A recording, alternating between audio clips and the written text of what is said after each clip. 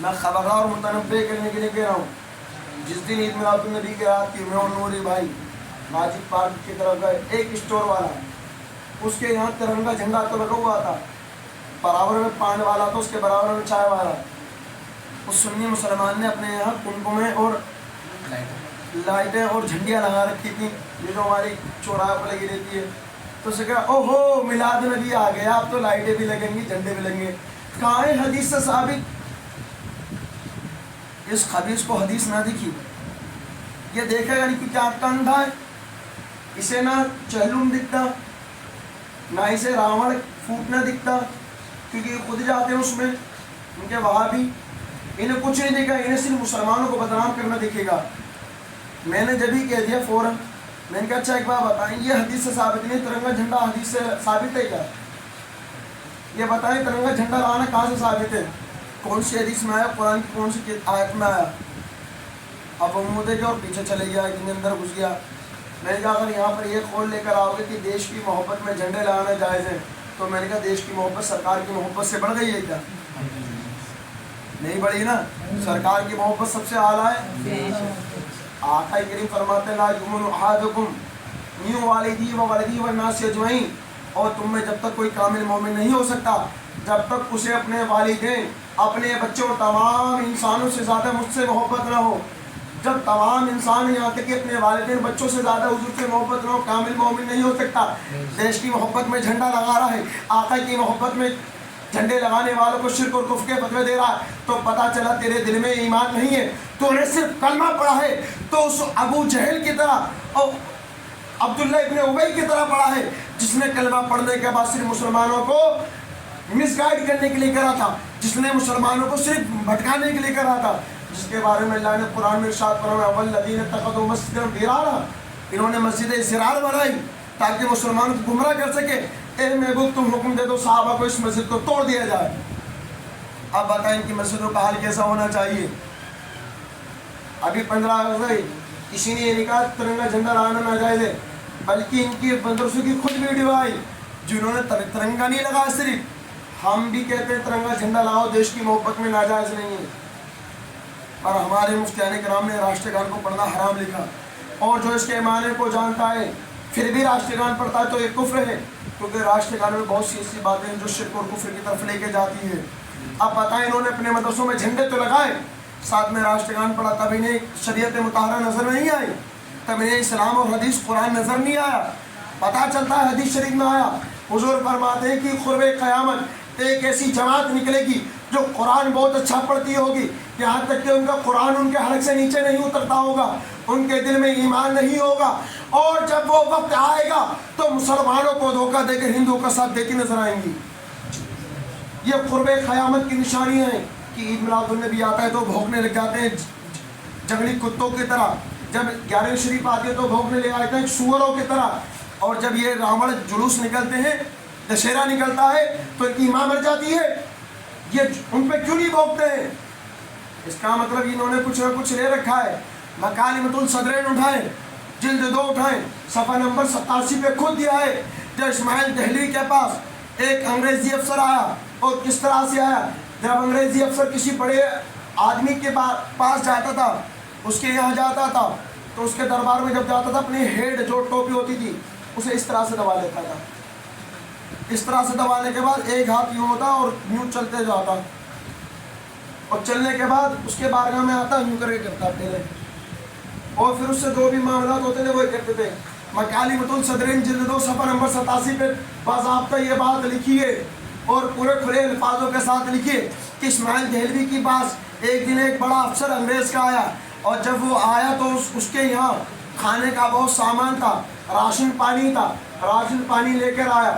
اس نے اسماعیل دہلوی کو راشن پانی دیا اور کچھ پیسے دیے، اور جب آیا تو اس نے اپنا ہیڈ اپنی ٹوپی بغل میں دبا لی، اور آنے کے بعد اس طرح سے جھکا اور اس نے کچھ لفافہ دیا. جب دیکھا تو اس میں انعام تھا، اور اس میں خود دے رکھا تھا کہ جب لوگوں نے اس سے انگریز کے جانے کے بعد پوچھا کہ حضرت یہ کیا معاملات ہیں، تو کہا یہ ہمارے آقا ہیں، مدینے والا تو ان کا آقا نہیں ہو سکا، تو تمام دنیا کا آقا ہے، پر انگریز ان کے آقا ہو گئے، کیونکہ چندہ وصولی جو کرنا ہے، نذرانہ جو کھانا ہے، جتنے ڈالروں میں بکا کرتے ہیں ذاکر نائک اتنا ہم غوث کے جھنڈوں میں لگا دیتے ہیں. سال بھر میں 36 بدعت کی کتابیں جتنی اتنا ہم 10 دن میں بچوں کو کھلا دیتے ہیں. یہ ہے ہمارے اہل سنت کا طریقہ. یہ بک جاتے ہیں ڈالروں میں, یہ بک جاتے ہیں پیسوں میں, اور اہل سنت کو اس پہ آواز لگاتے ہیں, کیا کہتے ہیں کہ انہوں نے بہت بڑا وہ کرا. یہی میں کلمۃ الصدر اور صاحب فتاوی رشیدیہ میں یا دوسری کتاب میں ایک جگہ یہ بھی لکھ رکھا ہے کہ جب انگریزوں نے ہندوستان پہ ظلم و ستم کیا تو علامہ فضل خیر آبادی نے تو یہ ٹنکے کی چوٹ پر علل اعلان یہ اعلان کرا تھا کہ ان انگریزوں سے جہاد کرنا فرض ہے مسلمانوں کا.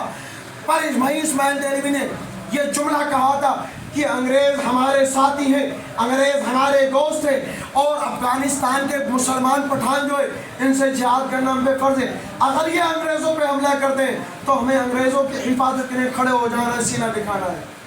یہ ان کی کتابوں میں ڈائریکٹ لکھا ہے. تو پتہ چلتا ہے حدیث شریف نے کہا نا کہ قرب قیامت ایک ایسی جماعت نکلی, قرآن بھی پڑھے گی, نماز بھی پڑھے گی, قرآن حلق سے نیچے نہ ہوگا, دل ایمان سے خالی ہوگا, اور وقت آنے پر مسلمانوں کو دھوکا اور کافر و مشرک کا ساتھ دیں گے.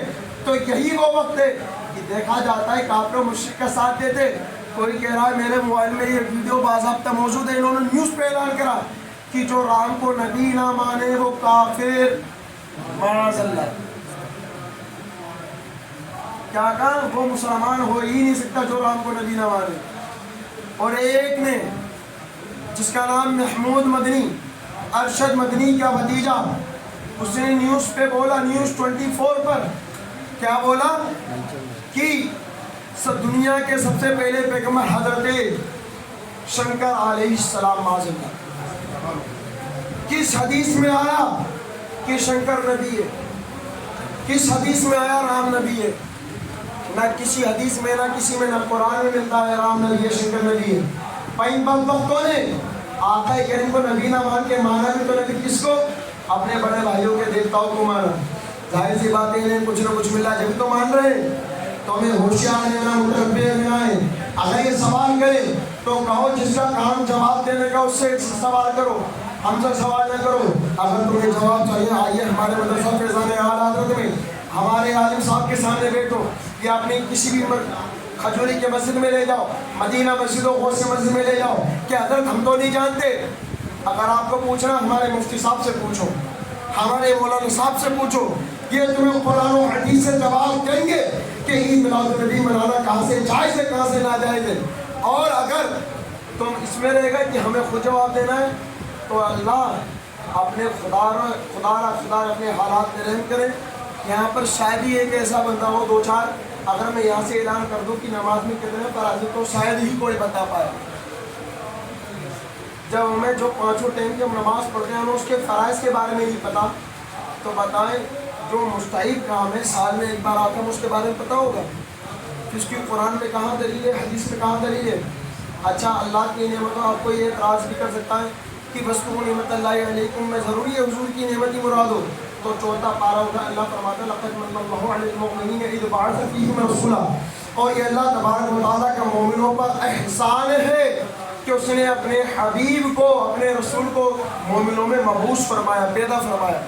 تو قرآن سے پتہ چلتا ہے حضور اللہ تعالیٰ کی نعمت ہے. تو حضور کے آنے کا احسان اور ان کا جلوس ہم اپنے دل سے اور اپنی اچھائیوں کے ساتھ اچھے کپڑے پہن کے نکالا جائے. کل ہماری کھجور میں نکلا تھا, آج ممبئی وغیرہ گجرات میں نکل رہا ہے. اللہ تبارک و تعالیٰ ہمارے جلوسوں کو قبول فرمائے, ہماری شرکت کو قبول فرمائے, ہمیں تعداد واپسی مسجد کے اعلیٰ حضرت قائم دائم فرمائے, اسی کی نوکری چاہیے عطا فرمائے اور اسی پر ایمانی موت نصیب فرمائے.